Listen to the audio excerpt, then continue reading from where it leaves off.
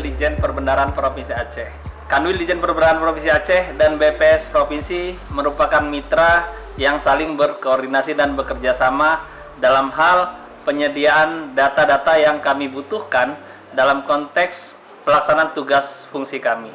Terkait dengan kajian fiskal regional yang merupakan tugas kami untuk melakukan kajian dalam rangka melihat kondisi fiskal yang ada di daerah Provinsi Aceh. Selama ini kami sangat didukung dan dibantu oleh BPS Provinsi maupun BPS Kabupaten Kota yang ada di Aceh.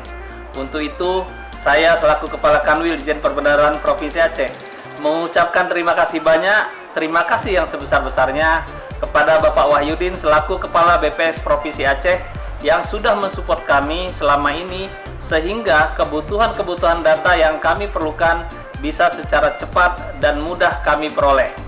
Di samping itu, kami juga memperoleh akses data secara digital yang disediakan oleh BPS Provinsi dan Kabupaten.